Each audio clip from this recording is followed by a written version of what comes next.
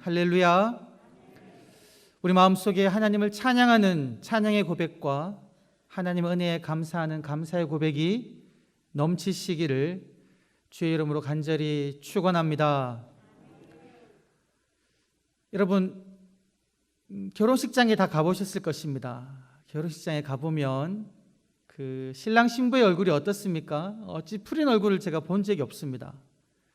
주례를 하려고 서 있어 보면 신랑 신부가 앞에 싹 있으면요, 그 얼굴에 미소가 끊이지를 않습니다. 한 15분 주례하는 동안 무슨 생각을 하는지는 모르겠는데 주례사는 잘 안 듣는 것 같아요. 그냥 상대방을 생각하며 얼굴에 그 미소가 번집니다.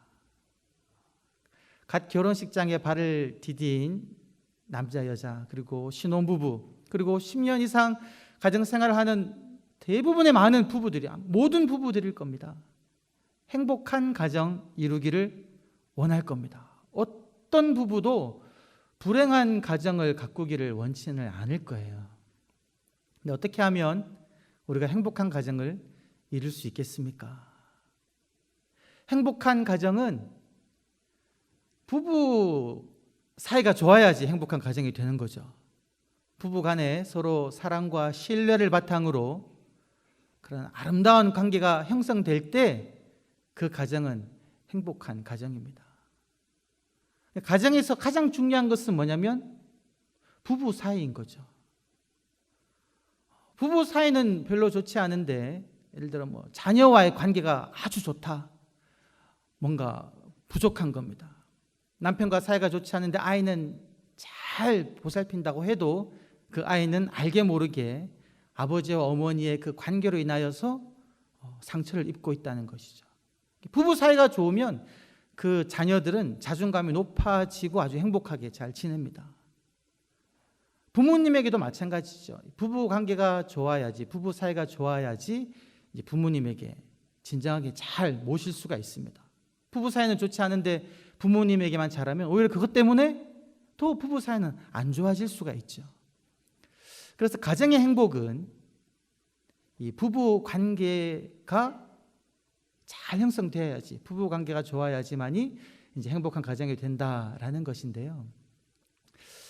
여러분, 이 하나님의 말씀은 우리들에게 무엇이라고 이야기하고 있을까요? 어떻게 하면 이 부부 관계를 아름답게 갖고 갈 수 있을까에 대해서 하나님 말씀은 무엇이라고 이야기하고 있습니까? 오늘 제가 말씀의 제목을 아내들아, 남편들아 이렇게 되어 있습니다. 그리고 말씀을 보게 되면 1절에는 아내들아, 아내를 부르고 난 다음에 아내에게 하는 명령이 쭉 나오고요. 그리고 7절 말씀을 보게 되면 남편들아 하면서 남편에게 하는 명령이 나와 있습니다. 제가 이 말씀을 준비하면서 고민을 했습니다. 남편에게 하는 말, 아내에게 하는 말이 이제 말씀이 길지 않습니까? 항목들이 여러 가지가 있는데 이거를 다 이야기하다 보면 좀 너무 설교가 길어지지 않을까. 그래서 아내들아로 먼저 시작하니까 아내들에게만 하는 이야기를 먼저 해봐야 되겠다라고 생각하고 제가 말씀을 준비했다면, 여러분들이 말씀을 들을 때 어떤 생각을 하시겠습니까? 아마 아내 되시는 분들은 아니 왜 아내에게만 하는 명령으로 오늘 말씀을 증거하실까? 7절에 남편에게 하는 말도 있는데 그렇게 생각할 수 있지 않겠습니까? 그리고 어떤 분들은 그렇게 생각하시는 분은 없겠죠. 상상을 해보면 아니 목사님도 남자라고 남자 편 드는 거 아닌가, 이런 생각을 할 수도 있다라는 것이죠. 왜 그런 생각을 만약에 한다면 그런 생각이 들까요? 우리가 하나님 말씀을 볼 때도 보통 부부관계를 하나님이 말씀하시는 한 몸 된 관계, 하나 된 관계로 보기보다 아마 대부분 많은 부부들이 이 부부관계는 서로 주도권 쟁취 싸움이다, 주도권을 어떻게 쟁취하는 것이 중요하다라고 생각하는 것이 있기 때문에 그렇게 생각할 수 있다는 것이죠. 요즘에 젊은 청년들이 결혼하기 전에 그 조언을 받으러 가면 선배들이 그런 말을 한다 그래요. 초반에 기선제압이 중요하다, 그런 조언을 주기도 하고요. 어떤 분들은 그냥 잡혀 사는 게 편해, 그냥 양보하고 사는 게 좋은 거야, 그런 식으로 조언을 하는데, 그 조언할 때에 밑에 깔려있는 생각은 뭐냐면 남편과 아내는 한 몸 되어 하나 되어 가는 것보다 서로 주도권 싸움이다. 가정에 있어서의 어떤 결정권이라든가 경제권을 누가 지는 것이 중요하다라고 생각하는 분들이 있다라는 것이죠. 한국 사회는 이때까지 계속 그 가부장적 사회로 쭉 와가지고요. 이때까지 그 가정의 경제력이나 경제권이라든가 결정권을 대부분이 이제 남편들이 가지고 있었죠. 그러던 것이 이제 점점 여성의 인권이 올라가면서 이제 여성의 목소리도 많이 들려지면서 가정 안에서도 그 아내의 역할을 존중해야 된다, 아내도 존중해야 된다는 소리가 많이 들리고 있습니다. 이런 분위기다 보니까 오늘 말씀 읽을 때도 1절 말씀을 보면서 아내들아 내 남편에게 순종하라 이런 말씀을 읽으면서 왜 아내에게만 이렇게 순종하라고 해야 하나, 남편에게도 7절에 하고 있는 그 말씀을 해야 되는 것이 아닌가, 남편이 더 많은 문제가 있는데 이런 식으로 우리가 이제 생각할 수가 있다라는 것이죠. 그런데 여러분, 우리가 이제 말씀을 쭉 보게 되면 또 어떤 분들은 그렇게 생각합니다. 오늘 말씀 본문을 보게 되면 1절부터 몇 절까지가 아내에게 하는 이야기로 쭉 가고 있습니까? 말씀을 보시면 1절부터 계속 가는데 자그마치 6절까지가 아내에게 해당되는 말입니다. 그리고 달랑 마지막 7절만이 남편에게 해당되는 말이죠. 그래서 이 말씀을 읽으면서 이제 여성의 인권이 신장되면서 여성의 목소리가 커지는 것에 대해서 좀 불편한 마음을 가진 분들은 그렇게 성경을 해석할 수 있습니다. 봐라, 성경에도 여자에게 하는 말이 더 많다. 6절이나 된다. 남편에게 하는 말은 한 절밖에 되지 않지 않냐고 그렇게 이야기할 수 있다는 것이죠. 그리고 여성분들은 이 말씀 보면은 하나님도 너무하신 거 아닌가, 왜 남편에게 하는 말은 달랑 한 절밖에 안 주시나, 사실은 남편들이 들어야 할 말이 현실 속에서는 더 많은 것 같은데, 이렇게 생각할 수 있다는 것이죠. 그런데 여러분, 우리가 믿는 하나님은 어떠하십니까? 하나님이 그렇게 남자와 여자에게 이렇게 이제 차별적으로 대하시는 분일까요? 이 부부의 관계에 대해서 이야기하고 있는 또 다른 가르침이 적혀 있는 말씀인 에베소서 5장 22절부터 33절까지를 보게 되면 동일하게 아내들아 남편들아 이게 이야기하는데, 거기 보게 되면 아내에게 해당하는 구절은 몇 절일까요? 3절입니다. 22절부터 2, 3, 4, 24절까지가 아내에게 해당되는 말이고요. 25절부터 32절까지 자그마치 8절이 남편에게 해당되는 말입니다. 그리고 마지막 33절에서 딱 반을 나눠가지고 남편들은 아내를 사랑하고 아내들은 남편을 존중하라, 이렇게 균등하게 말씀하고 있다는 것이죠. 그래서 우리가 오늘 본문인 베드로전서 3장 말씀과 에베소서 5장 말씀을 같이 놓고 보면 하나님께서 부부에게 말씀하실 때는 한쪽 편만 드는 분이 아니다라는 것이죠. 하나님께서는 남녀가 동등하게 각자의 역할이 있고 각자가 누가 변해야 된다 이것이 아니라 서로가 서로에게 잘하고 한몸 돼야 함을 하나님 말씀은 우리들에게 이야기하고 있다라는 것이죠. 그런데 말씀이 이렇게 되고 있다 해도 또 어떤 분이 여전히 말씀할 수 있습니다. 목사님, 창세기 처음에 보게 되면 선악을 알게 하는 나무 열매를 따먹은 이가 하와지 않습니까? 인류가 타락한 책임이 여자에게 있습니다. 남자는 그냥 그거를 받아먹은 잘못밖에 없잖아요. 그런데 남자와 여자가 동일하게 책임이 있다고 말씀하면 좀 성경과 어긋나는 말씀이지 않습니까? 라고 또 성경을 보시는 분이 있을 수 있습니다. 그런데 여러분, 계속 말씀을 보게 되면 하나님께서 어떻게 하셨습니까? 하나님께서는 아담에게 먼저 물으셨거든요. 아담아, 아담아, 네가 어디 있느냐?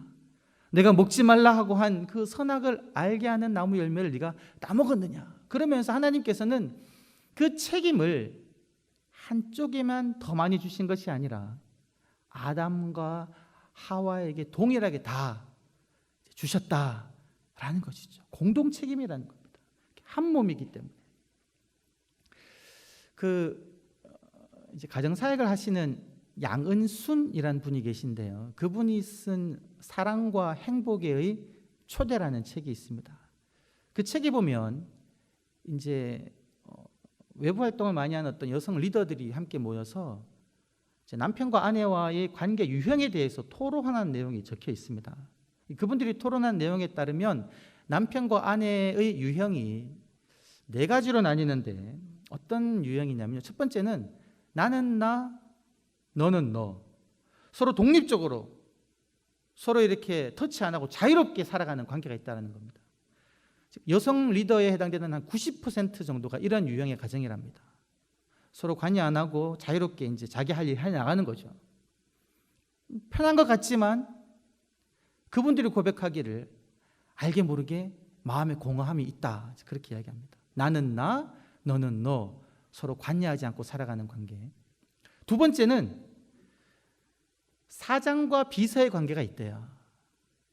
남편이 바깥 일로 바빠가지고 뭐 출장도 다니고 집에 잘 없습니다. 열심히 일을 합니다. 그래서 상대적으로 아내에게 시간이 많아요. 그래서 아내의 의무는 다 하면서 자신의 시간을 가지는 유형이란 것이죠. 그러면서 남편에게 필요한 것은 이제 메모지에 적어가지고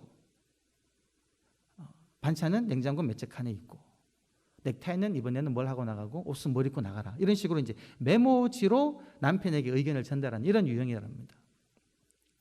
세 번째는 어떤 유형이냐면 왕과 종의 관계래요. 왕은 이제 남편, 종은 아내. 여기 이런 가정에서는 아내의 의견은 하나도 들려지지 않습니다. 남편의 의견에 따라서 아내는 그냥 순종만 하고 살아가는 거예요. 그리고 남편이 뭐 따뜻한 말 한마디 하지 않고 이렇게 뭐 마음을 위로하는 말도 하지 않고, 이런 가정에서는 많은 이제 아내 되시는 분들이 알게 모르게 눈물을 많이 흘린다 그러고요. 그리고 요즘에 이제 나이 많이 들어서 하는 그 황혼 이혼도 이런 가정 유형에서 나타난다 그러죠. 그다음 네 번째 유형은 뭐냐면 현모양처라는 겁니다. 아내가 현모양처인 거예요. 이런 유형에서는 이 아내분은 남편과 자녀와 가정을 아주 소중하게 생각하며 가정을 잘 가꾸어 나간다 그럽니다. 사실은 현모양처 이 유형이 제가 어릴 때 자라오던 그 환경에서도 많은 분들이 이런 가정 유형을 원했던 것 같아요. 교회에서도 청년들이 기도할 때에 하나님 저는 현모양처가 되겠습니다라고 기도하는 청년들도 있었고, 남자들도 하나님 제게 현모양처가 되는 아내를 달라는 그런 기도를 하기도 했죠. 근데 이제 이분들은 여성들이 일을 많이 하니까 그분들은 이제 이 현모양처 가정을 이야기하면서 이제 은근히 약간 이렇게 좀 경멸하는 그런 태도를 가졌다 그래요. 현모양처 가정을. 지금 이 네 가정, 독립적으로 나는 나, 너는 너, 서로 관여하지 않는 가정. 두 번째, 사장과 비서의 관계. 세 번째, 왕과 종의 관계. 네 번째, 현모양처 유형의 가정. 이 중에 성경적인 가정은 무엇일까요? 책에서 뭐라고 이야기하냐면 그렇게 이야기해요. 이 네 개 중에 어느 것도 성경적인 가정의 모형은 아니다라는 겁니다.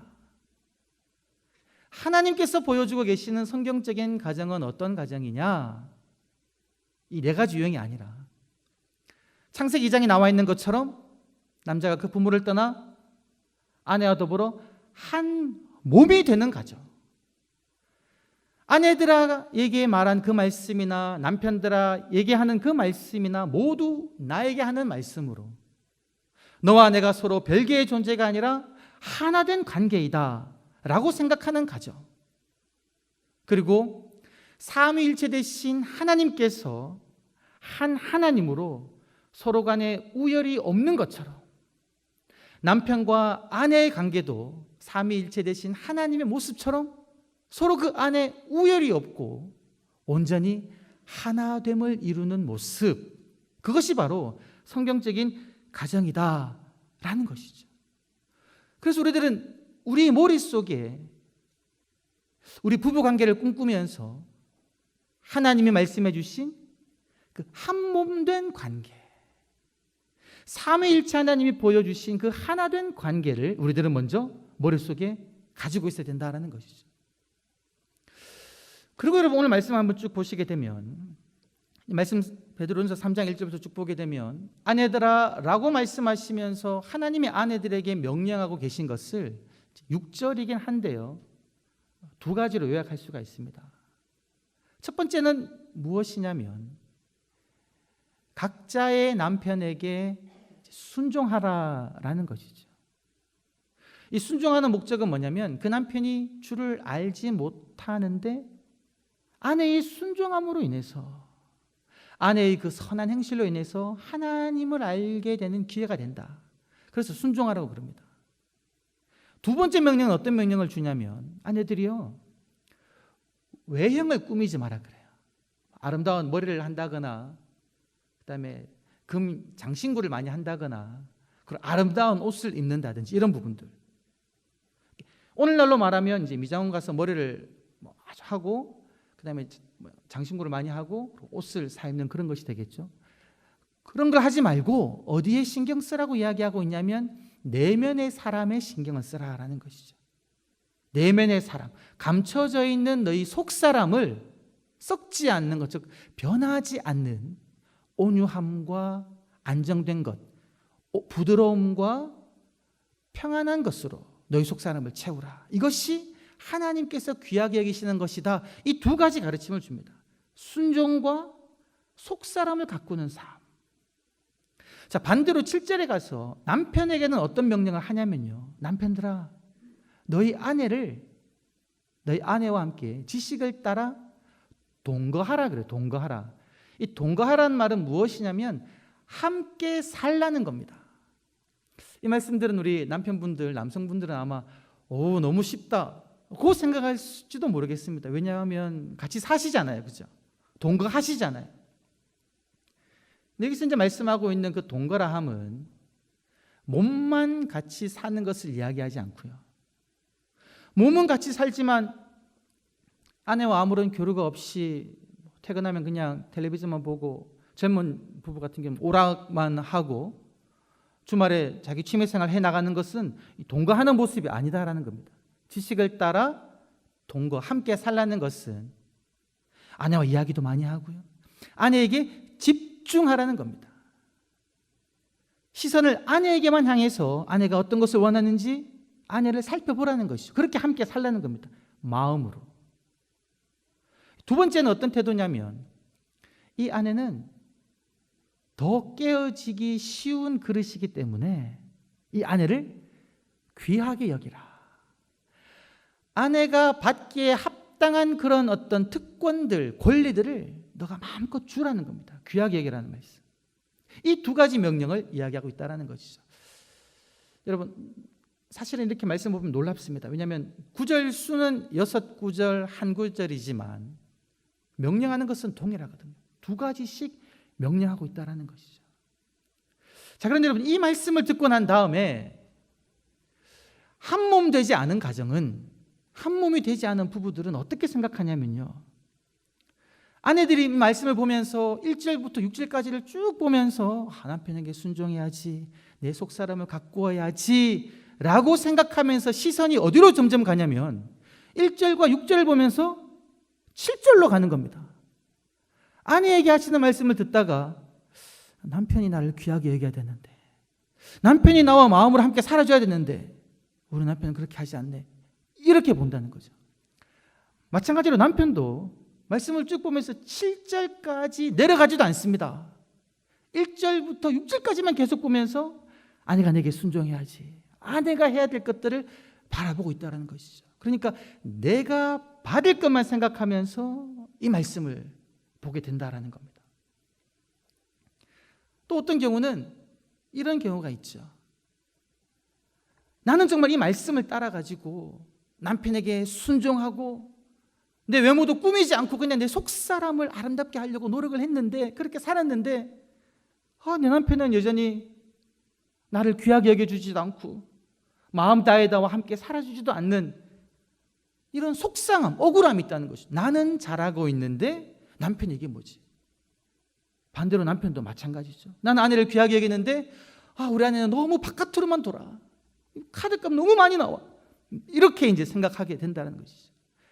나는 잘하는데 상대방은 못한다. 그에 따른 억울한 마음이 우리 속에 있다라는 것입니다.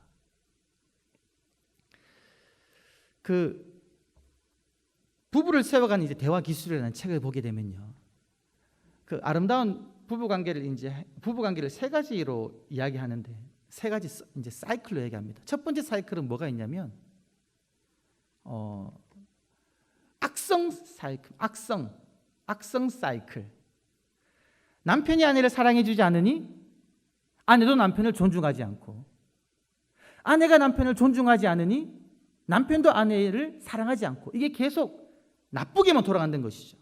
사랑을 주지 않으니 존경을 못 받고, 그러니 존경을 주지 않으니 또 사랑을 못 받고, 이렇게 악성 사이클로 돌아간다는 겁니다. 제일 안 좋은 관계예요. 여기서 발전된 관계는 뭐냐면 활력 사이클이라는 건데요. 이 활력 사이클이라 하면 남편이 아내를 사랑해 주니까 그 사랑을 아내가 받아가지고 남편을 존중하게 되는 겁니다. 아내의 존중을 받으니까 이 남편도 아내를 더 사랑하게 되는 거죠. 그러면서 이 사랑과 존경의 관계가 점점 어디로요? 상승하는 것이죠. 이것을 활력 사이클이라 그래요. 이 두 번째 관계가 되면 참 좋죠. 그런데 여러분, 이런 관계가 있습니다. 아까 말씀드렸던 대로 나는 아내를 사랑해 주는데, 아낌없이 사랑해 주는데, 아무리 사랑해줘도 아내로부터 존경은 아무리 기다려도 오지 않는다. 나는 남편을 그렇게 존경하고 순종하는데 아무리 존경하고 순종해도 나에게 남편의 사랑은 오지 않는다. 이런 관계가 있을 수 있다는 것이죠. 이래 되면 대부분의 사람들이 이제 속상해하고 억울해하고 이제 멈추는데, 여기서 어떤 관계로 나가야 되냐면 이제 세 번째 사이클이 뭐냐면 상급 사이클이라고 해요. 상급 사이클. 가장 고차원적인 관계. 그것은 뭐냐면 남편이 나를 사랑하지 않아도 내가 남편을 존경한다. 아내가 나를 존경해 주지 않아도 내가 아내를 사랑해 준다. 상대방이 나를 어떻게 하는지 상관없이 상대방을 사랑하고 상대방을 존경해 주는 것, 이것이 바로 상급 사이클이라는 겁니다. 어떻게 이 상급 사이클이 가능할까요? 그것은 바로 남편을 보고 아내를 볼 때 가능한 것이 아니라 우리 안에 거하신 예수 그리스도를 바라볼 때, 날 위해 십자가를 지고 죽으신 예수 그리스도의 사랑을 바라볼 때에 이 상급 사이클이 가능하다라는 것이죠. 그래서 여러분, 우리가 부부관계에서 남편과 아내만 바라보면 안 됩니다. 가정 안에서 우리 가정 안에만 나의 시선이 멈춰 있으면 안 됩니다. 남편을 넘어서서, 아내를 넘어서서 누구를 바라봐야 되냐면 예수 그리스도를 바라봐야 된다는 것이죠. 그래서 우리가 오늘 말씀을 볼 때도 이 지금 말씀을 3장 1절부터 7절까지 읽었는데 이 말씀도 조금 확장해 볼 필요가 있습니다. 본문 자체도. 그래서 이 본문을 조금 확장해서 여러분, 앞부분인 2장 20절과 21절을 한번 보시겠습니다. 여러분 말씀을 펴시고 베드로전서 2장 20절과 21절을 한번 보시죠. 거기 보면 제가 20절 중간부터 한번 읽어드리겠습니다. 그렇게 이야기합니다. 그러나 선을 행함으로 고난을 받고 참으면 이는 하나님 앞에서 아름다우니라. 이를 위하여 너희가 부르심을 받았으니 그리스도도 너희를 위하여 고난을 받으사 너희에게 본을 끼쳐 그 자취를 따라오게 하려 하셨느니라. 아멘. 여러분, 내가 선을 행했는데 선을 행해도 내가 고난을 받을 수 있습니다. 선을 행해도 그에 대한 대가가 오지 않을 수가 있어요. 그러나 그것을 참으면 그것이 하나님 보시기에 아름답다라는 것이죠. 그리고 그것을 누가 하셨냐면 예수 그리스도께서 하셨다는 겁니다. 예수 그리스도께서 아무런 잘못을 하지도 않으셨음에도 불구하고 죄인을 사랑하셔서 십자가에 죽으신 그 모습을 보이셨고요. 그 모습을 보이면서 너희들도 그 자취를 따라오게 하라고 초대하셨다라는 것이죠. 여러분 말씀을 또 가서 뒷부분으로 가보겠습니다. 3장 8절과 9절을 한번 보십시오. 3장 8절과 9절을 보시면 그렇게 이야기하고 있습니다. 쭉 보게 되면 너희가 다 마음을 같이하여 동정하며 형제를 사랑하며 불쌍히 여기며. 여러분, 누구를 불쌍히 여길 수 있을까요? 남편을 불쌍히 여길 수 있는 겁니다. 내가 아무리 순종해도 변하지 않는 남편, 그리고 아내를 불쌍히 여기고 사랑할 수 있는 겁니다. 내가 아무리 귀하게 여겨도 여전히 마음을 가꾸기보다는 다른 곳에 마음이 가 있는 아내, 불쌍히 여기는 것이죠. 그리고 9절을 보게 되면 악을 악으로 욕을 욕으로 갚지 말고 도리어 복을 빌라.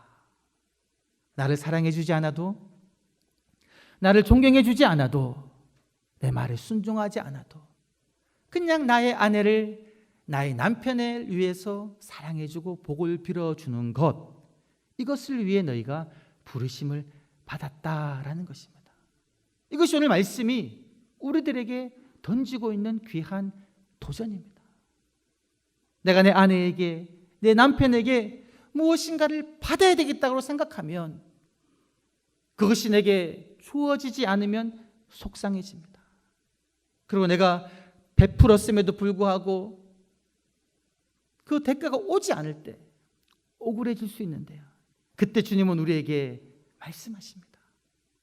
너를 사랑해 주지 않아도, 너에게 순종하지 않아도, 너를 아껴주지 않아도 내가 너를 사랑한 것처럼, 내가 너를 위해 십자가를 진 것처럼 너는 너의 아내를, 너의 남편을 사랑하라, 존경하라, 순종하라. 내가 너에게 그렇게 한 것처럼. 이렇게 우리가 살아갈 때에 우리 가정 가운데 진정한 하나님께서 원하시는 아름다운 그러한 모습, 그러한 가정이 될 줄 믿습니다.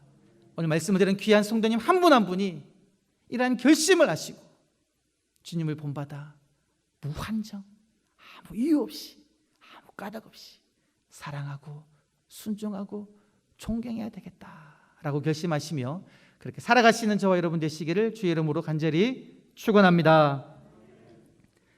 아버지 하나님, 감사합니다. 주님 전에 나와 예배드리게 하여 주시고 주의 말씀을 듣게 하여 주심을 감사합니다. 내게 귀한 남편, 내게 귀한 아내를 주심을 감사합니다.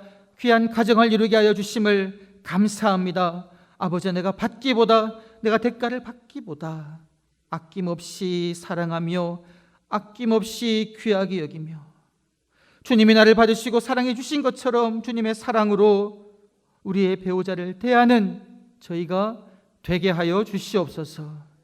감사드렸고 구주 예수님의 이름으로 기도드리옵나이다. 아멘.